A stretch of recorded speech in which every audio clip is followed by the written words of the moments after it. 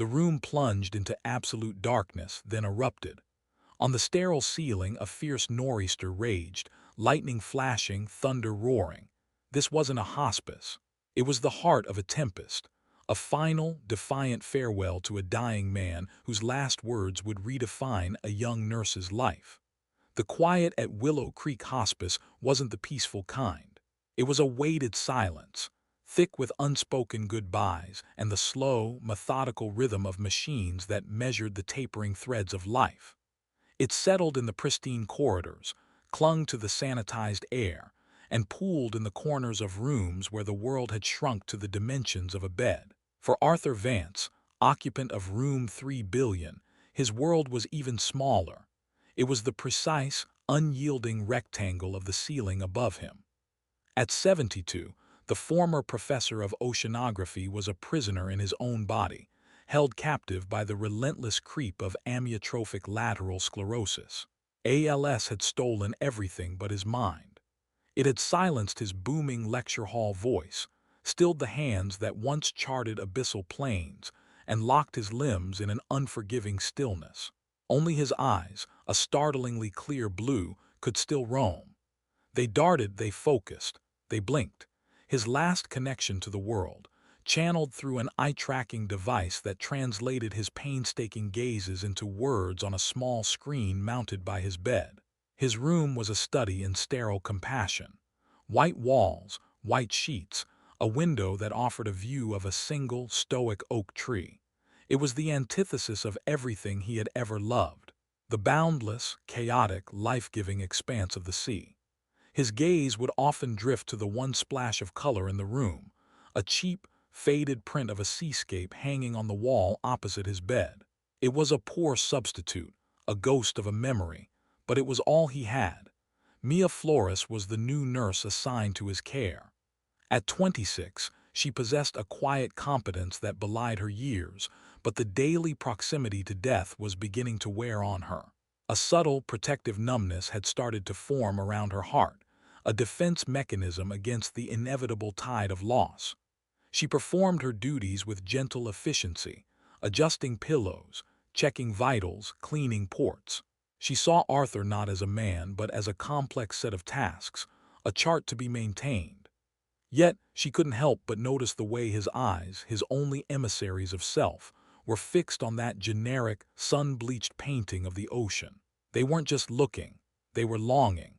Mia initially tried to bridge the silence with the standard hospice pleasantries, the gentle, rehearsed questions that were part of her professional toolkit. Are you comfortable, Arthur? Is the light bothering you?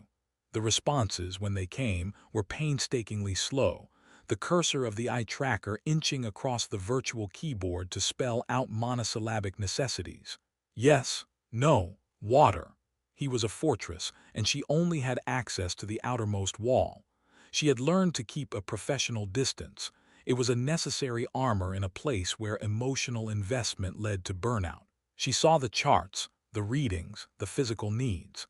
The person within was a territory too painful to explore, a story she couldn't afford to read to its inevitable end. One Tuesday, during a more thorough cleaning of his bedside cabinet, her fingers brushed against the spine of a book wedged between a box of tissues and a bottle of lotion. It was a heavily worn copy of Herman Melville's Moby Dick. The cover was soft as cloth, the corners rounded from years of handling. A faint, almost imperceptible scent of salt and old paper rose from its pages. Curiosity piqued, Mia drew it out. The book fell open to a well-creased page, and she saw that the margins were filled with annotations. It wasn't just underlining. It was a vibrant, silent conversation with Melville. Written in a bold, confident script, an artifact of a bygone physical ability, were arguments, questions, and passionate observations. She saw a hastily sketched diagram of a ship's rigging, a note questioning the accuracy of a whale's breaching description, a philosophical query about the nature of obsession.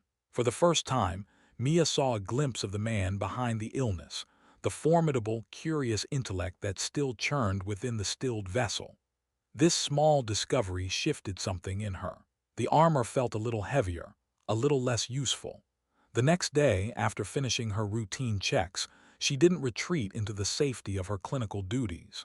She pulled up a chair, positioning herself so he could see her clearly, holding the old book in her lap.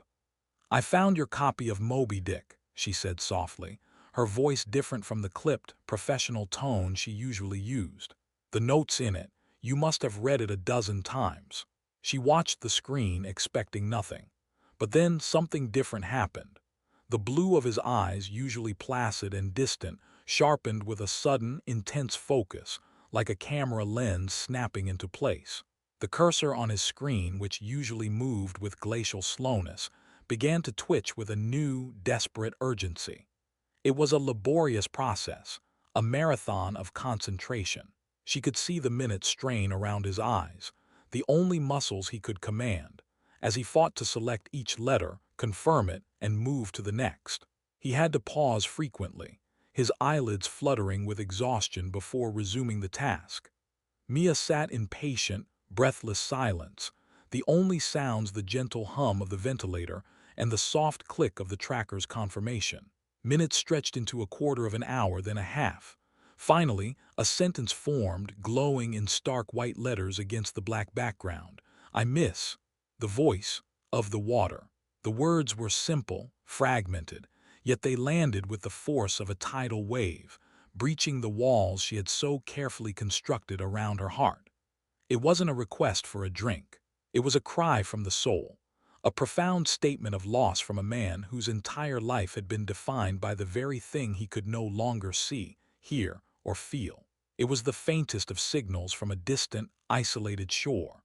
And in the profound quiet of room 3 billion, Mia Flores heard it loud and clear.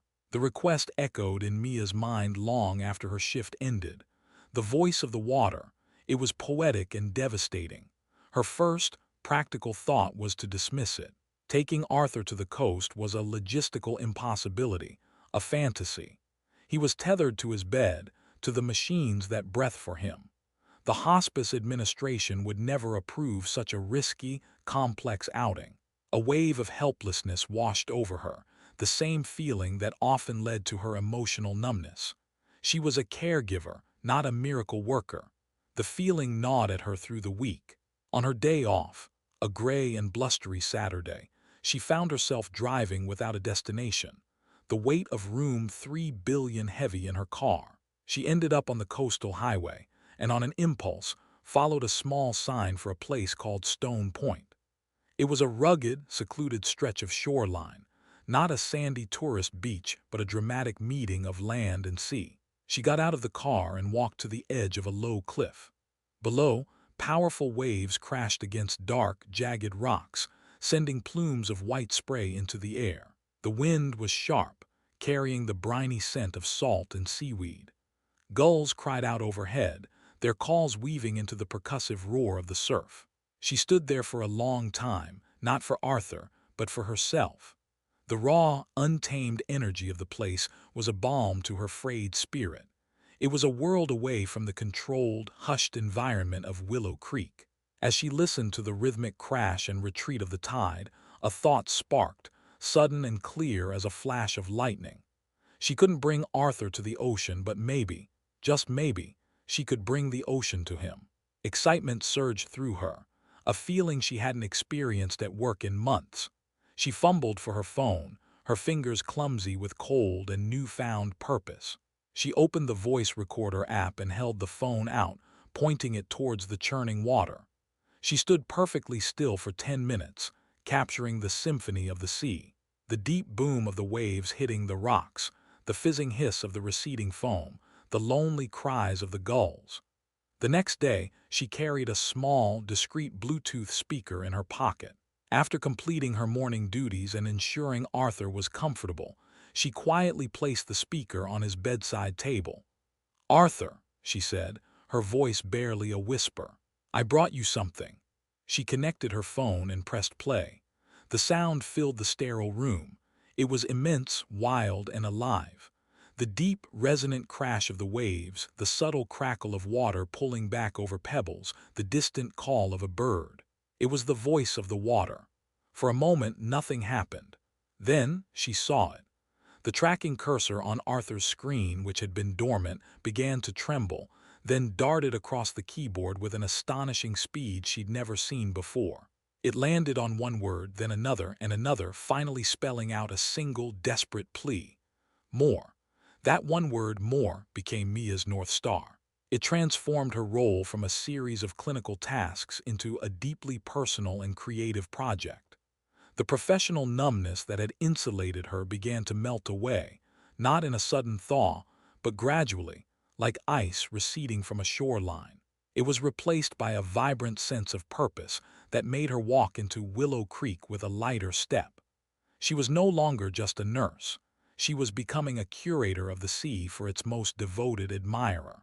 Her project quickly evolved beyond sound. Realizing that the voice of the water was only one part of its soul, she spent $100 of her own money on a small, palm-sized portable projector. Her weekends, once reserved for errands and attempts to scrub the hospice's quiet desperation from her mind, were now dedicated expeditions. She became a collector of coastal moments, a hunter-gatherer of light and motion. Her phone's gallery, once filled with random snapshots of friends and food, now held a meticulously catalogued library of the ocean in all its moods. There was the video of a serene sunrise at dawn from a quiet bay, the water a sheet of glass reflecting hues of liquid gold and soft pink. Another clip captured the high drama of a storm front moving in over the open sea, the sky turning a bruised, dramatic purple as gray, angry waves charged the shore like an invading army. She recorded the gentle, hypnotic lapping of the tide against the wooden pilings of an old pier at dusk, the setting sun, a fiery orange orb sinking below the horizon, its last rays catching in the spray. She learned to focus on the small details that Arthur, the scientist, would have cherished. The way sunlight glittered on a wet sandbar left by the receding tide, the intricate, lace-like patterns of foam, a flock of sandpipers skittering in perfect, synchronized chaos along the water's edge. Each day, ocean time became a sacred ritual in room 3 billion. After completing her medical duties, Mia would draw the blinds, plunging the room into a cool, expectant darkness. She'd switch on the projector, and the sterile white ceiling would dissolve. In its place, a vast, moving sky would appear, clouds drifting lazily or scudding with purpose over an endless expanse of water. The room was no longer a room. It was a cliffside vista, a quiet cove, a storm-tossed vessel. The Bluetooth speaker, now a permanent fixture, would play the corresponding sounds, which she had learned to edit and loop seamlessly. The experience became a multisensory immersion. Mia's curation grew more ambitious, more tactile. She brought in artifacts to ground the illusion in physical reality.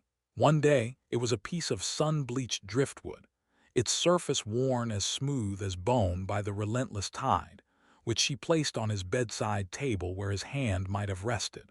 He couldn't feel it, but he could see it, a tangible piece of the world he was being shown. Another day, she brought a small, open glass jar filled with sand from Stone Point. When she gently swirled it, the tiny grains whispered against the glass.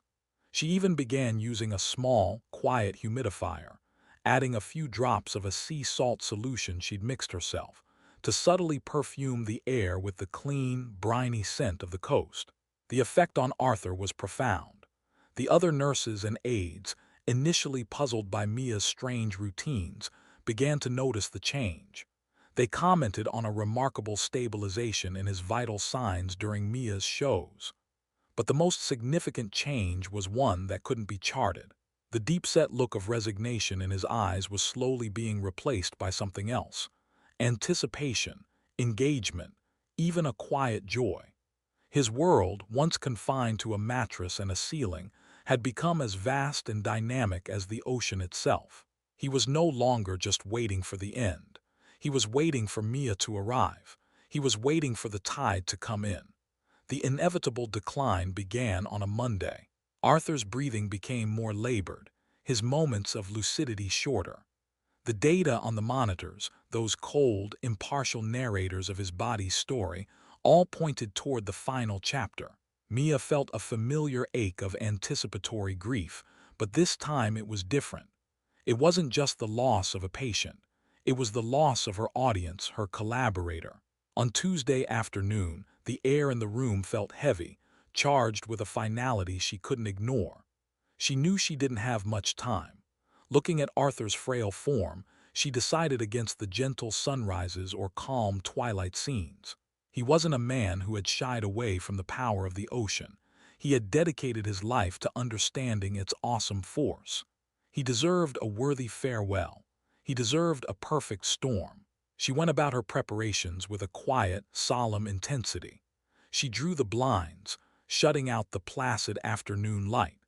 She turned off every light in the room, even the dim glow from the hallway, until the only illumination came from the screens of the medical equipment. The room was plunged into an almost absolute darkness. Then she turned on the projector. The ceiling erupted. It was her most dramatic footage yet, filmed during a fierce nor'easter.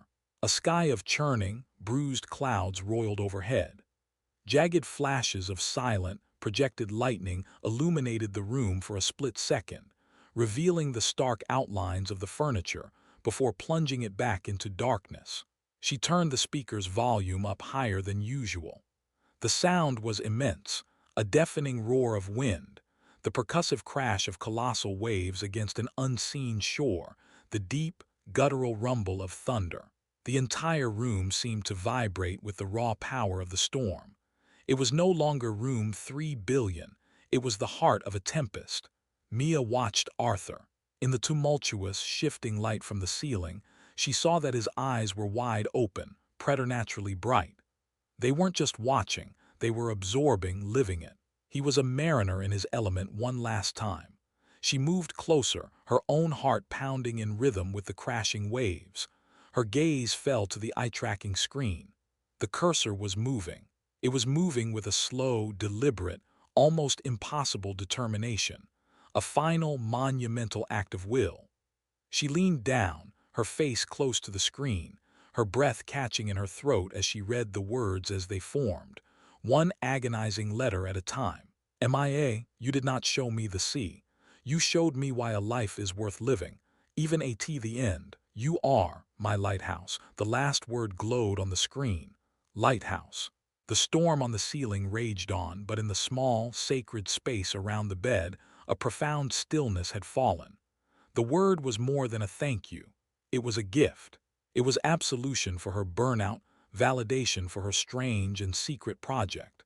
A beacon that cut through her own fog of doubt and fatigue. Tears she hadn't realized she was holding back streamed down her face, hot against her cool skin. She reached out and gently, carefully, laid her hand over his, a still, unfeeling hand that she now held not as a nurse, but as a fellow traveler who had been guided safely home. 2 days later, the storm in room 3 billion had passed. Arthur Vance died peacefully in his sleep, the rhythmic pulse of the ventilator his final lullaby. When Mia came in for her shift, the bed was empty, the sheets crisp and starkly white. The projector and speaker were gone from the bedside table, which now stood bare. The silence in the room was no longer weighted. It was simply empty. Later that week, a woman with Arthur's clear blue eyes introduced herself in the hallway as his daughter. She held out the worn copy of Moby Dick. "He wanted you to have this," she said, her voice thick with emotion. We didn't understand what you were doing at first, but in his last coherent moments he told us. He called it Mia's Tides." Mia took the book, its familiar softness a comfort in her hands. She opened it to the inside cover. On the flyleaf in the shaky, unfamiliar handwriting of Arthur's daughter was a short inscription. It was a message they had transcribed for him, using the eye tracker during his final, lucid day. For Mia, who brought the tide home, the words were a quiet anchor in the swell of her grief. The experience had irrevocably changed her. Her job was no longer a vigil for the dying. It had become a search for the last sparks of light, a mission to help people find meaning and beauty, even as the shores of their lives receded for the last time. A month later, on a clear, windswept afternoon, Mia found herself back at Stone Point. She sat on a large, sun-warmed rock, the same spot where her project had been born. The sea was calm today, a vast sheet of sapphire blue stretching to a clean, sharp horizon. The waves rolled in gently, whispering against the shore. This time she saw it differently. She saw the intricate dance of light on the water's surface and thought of Arthur's brilliant, analytical mind. She heard the cry of a lone gull and remembered the flicker of life in his eyes. The ocean was no longer just a place of escape for her. It was a place of connection, a living monument to a life she had touched. She didn't take out her phone to record. Instead, she simply watched and listened. Then, turning her face to the sea, she spoke softly into the wind. "Thank you, Arthur." She knew her voice was carried away by the breeze, a fleeting sound in the immense landscape. But she also knew that the echo of his gratitude, of their shared journey, would remain with her always, a lighthouse guiding her own way forward.